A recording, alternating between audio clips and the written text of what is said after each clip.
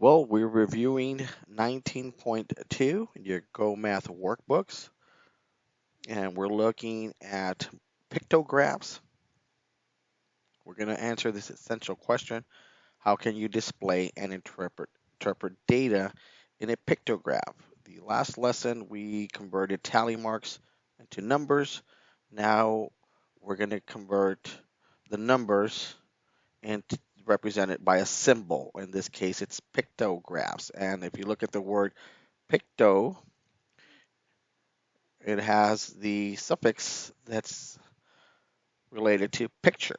Okay, so a pictograph is a graph that uses pictures or symbols to show and compare information. Okay, just like your tally marks represented a number, we're going to start using a picture or a symbol to show and compare information. Now, the key here in this lesson here is representing the symbol, choosing a symbol that is familiar to you and you're going to be able to replicate quite easily. Try to avoid a very detailed symbol so that you don't have to worry about copying it over and over again and having errors in there. And also a symbol that you'll be able to divide evenly in half. Okay, because that's you're going to see that in the next couple of questions. So you always have a key, and the key will tell you what the symbol represents, how many they represent. So we're going to look at the first section here. And it says Delia made the table at the right. Here's the table she used to record the places the third grade classes would like to go during a field trip. How can you show the data in a pictograph? Okay, so they give you step 1, step 2, and step 3. And if you walk through these steps, the next questions that you will analyze will ask you the same questions, you just won't have the steps. So some of the places the third grade class would like to go is the museum, the space center, aquarium, and the zoo. And to tell you the truth, all these sound very good. We went to the museum, our class, and we did a little bit of science when we went to the informal field trip over at the observatory at the University of Texas. And I believe we got to see Saturn. It was very, very, very exciting. So let's go ahead and go through these steps. So let me make this smaller for you. So step 1, it says, excuse me, you write the title here. So where's your title? The title's right there. So field trip to choose, field trip choices. Then choose a picture for the key. Okay. So choose a picture that you want to use. Remember, keep it simple. So each symbol will represent what? Each symbol or picture is going to represent 4 students. So whatever symbol you draw here, it's going to represent 4 students here. Okay. So whatever symbol here, say I will use a circle, it's going to represent 4 students here. So my title goes here. And then each one of these, museum goes here, science aquarium here, and I'm sorry, museum, science center, aquarium, and zoo. Museum, they already have museum here for you.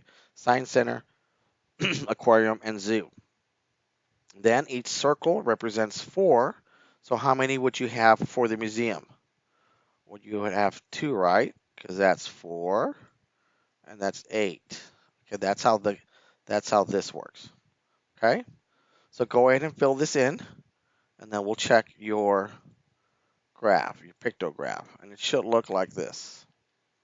So in this case, we chose smiley faces. Okay, so in this, I can see that there are 8 chose museums. 1, 2, 3, 4, 5, 20 was for the Space Center. 1, 2, 3. 3 times 4 is 12. Plus 2 more, that's 14. It's 2 because this is half. That was the key right here. If you were able to see this number here, aquarium had 14. But we can't put another circle here or happy face because that would make 4 and that would make 16. So we divided it in half to represent 2. So this half represents 2. Now, how do we know that? Well, because we know that 1 whole represents 4. So half of 4 is 2. And the zoo had 12. So 1, 2, 3. 3 times 4 is 12. And here is the key, what you had to be able to decipher. Okay, so a key is a part of the graph that explains the symbols. In this graph, the happy face equals 4 students, so half equals 2. And if you understand the half equals half of whatever the number is here, whatever the symbol represents, you're going to be good. Okay, now then you just could do the easy part. Now you go in and you start answering questions. So how did you decide how many pictures to draw for the aquarium? So we just looked at that right now. We know that there's 14. So we decided to cut the smiley face in half, or whatever symbol you drew should have been cut in half to represent 2. That's what they asked. That's what this here. Okay, so if 14 students want to go to the aquarium, so the symbol they chose here was 4, so we counted by 4s to 12, and then drew 3 pictures. Then I drew half the picture to show 2 students, and that's what they want you to see right here. Okay, so that's how you fill out your graph, and that's how you determine when you do a half, because the numbers here will tell you.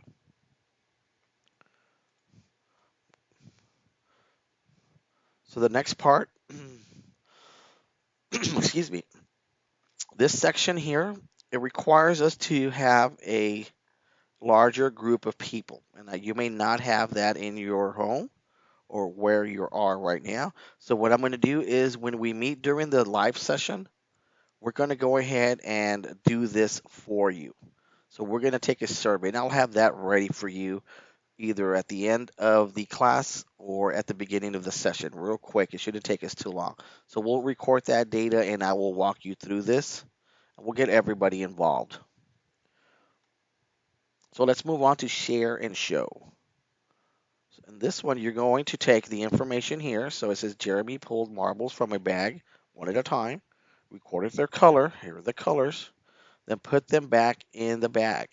Make a pictograph of the data. Use this key. In this case, they already gave you the symbol or what you're going to use. You're going to use a circle here, and it represents 2 marbles.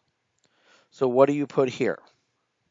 You put the title, Jeremy's Marble Experiment. That goes here. Then blue, green, and red. So now try to fill in how many symbols you will do for the blue. So the blue has 4. How many circles will you draw? You will draw 2, correct? Because that's 4. Because we know it represents 2. So here you draw the symbol, and that equals 2. And I'm going to abbreviate it here. You know what I mean, students. Okay? So go ahead and fill this out, and then we'll check it right now. So as you work this out, this is what it would look like. So when you filled out your key, so the blue, this is your title here. The blue would have 2 because there's 4. Now here's where you have to apply the skill we just learned of the half. So there's 11. So you would draw 5, right? 1, 2, 3, 4, 5. That's 10. And then half of 1, half of the marble, because half of 2 is 1, and this is 11. There's 8, red. So you would draw 4, right? 2, 4, 6, 8.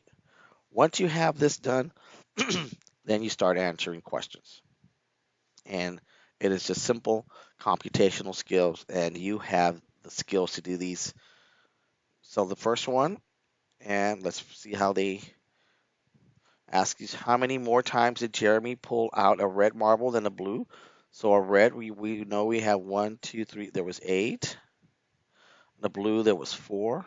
We know this is 11. I like to put my numbers already here so that I don't have to keep counting the circles. So there was 8 for the red. There was 4 for the blue. How many more times were the red? We subtract 4 from 8, and it's 4. The next one is how many fewer times did Jeremy pull out green marbles than blue and red marbles combined? So green was 11. Blue and red was 8 plus 4, and that gives you 12. So how many more were they pulled out, the ones that were combined, the blue and the red? Well, you subtract that, and you get 1. 1 fewer time, and that's how you answer those questions. But first you have to get this. If this is not represented correctly, so say for example, you forget to put the how many the symbol represents, and you go with the 1, and then you draw 4. Okay, it's going to not follow what they're asking you here. Okay, so always look at the data, what they give you, so you'll be good. Okay, the next question asks you how to explain this one. We know we drew half of this one, excuse me, because it represents 11 and half of 2 is 1, so that total here is 11. Okay, you all are doing a great job. Let's keep moving along. That was this here. Again, we have another pictograph to fill out. It says, while at the Science Center, Delia's classmates learned how many teeth some mammals have. Use the data in the table to make a pictograph. Now, here's the key right here. Use this key. Each triangle equals 4 teeth. So fill that out right here. Fill that out right here. So triangle equal how many teeth? 4. And once you get your key, the rest is just plugging in the data and observing it. Okay, but make sure you get this. What goes here? The title. The title goes here. Then each one of the animals goes here. Hamster, cat, dog, and cow. Now represent how many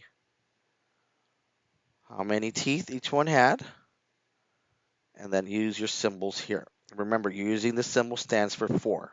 So if the hamster has 16, how many triangles will you have here? Well, you're going to have 2, right? Because you know each one is 4. So, I'm sorry, you'll have 4. That's 16. So 1, 2, 3, 4. 4 times 4, and that's what you're doing here. Okay, 4 times 4, and that equals 16. So remember, each triangle equals 4. Okay, go ahead and fill these out right now, and then we'll check your work right now.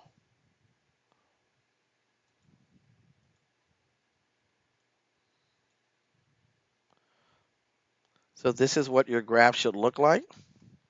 Again, we did this one already.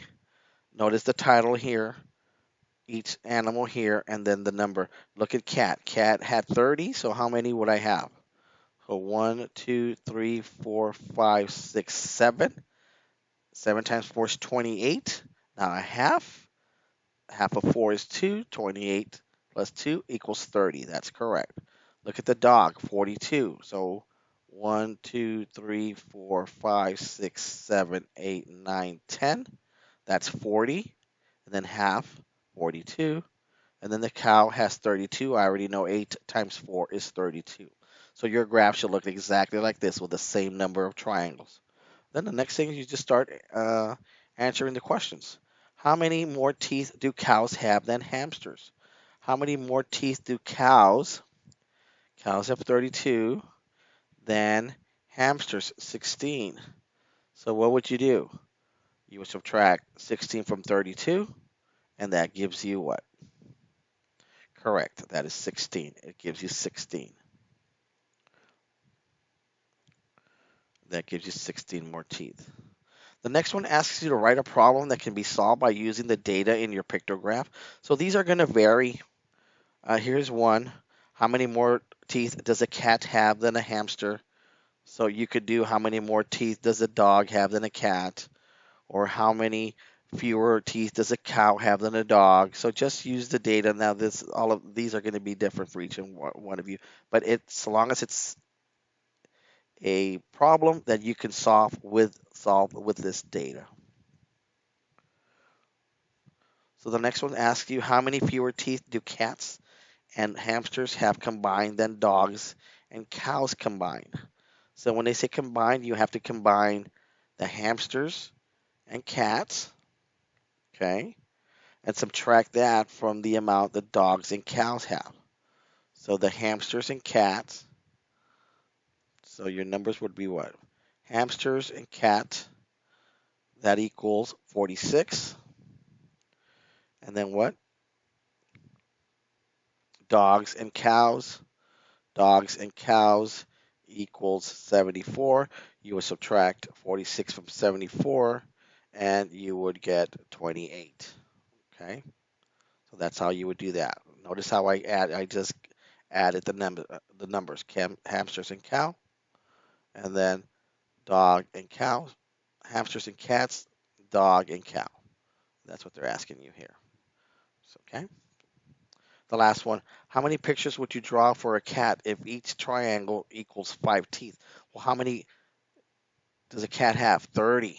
So if the cat has 30 teeth and each triangle represents 5, how many triangles would I draw? I would draw 6, because 6 times 5 equals 30. So instead of it equaling 4, it equals 5. I know a cat has 30, and that's how I would use that. Well, that concludes this section for 19.2, and I know this is very, very, very easy for you. And the trick here is just getting this data done correctly and representing the numbers correctly and making sure that when you get to a number that requires for you to use half, that you do that, okay?